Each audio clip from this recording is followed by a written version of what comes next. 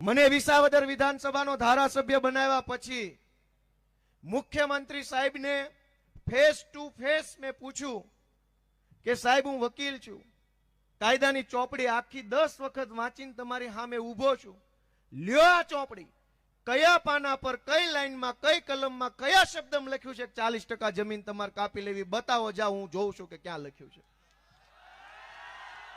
દોસ્તો, town planning act નામનો કાયદો બન્યો છે 1976 માં।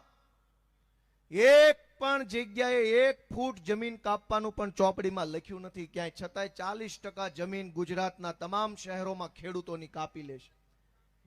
અને આ ધંધો શું કામ કરે છે સાંભળજો, ટીપીના નામે 40% જમીન કાપ્યા પછી આપણને એમ કે આ તો ફરજિયાત છે, કાપવી જ પડે, જમીન નહીં કાપીએ તો વિકાસ ક્યાંથી કરશું, સ્કૂલ ક્યાં બનશે, દવાખાના ક્યાં બનશે। પણ હું ડોક્યુમેન્ટ લઈને આવ્યો છું।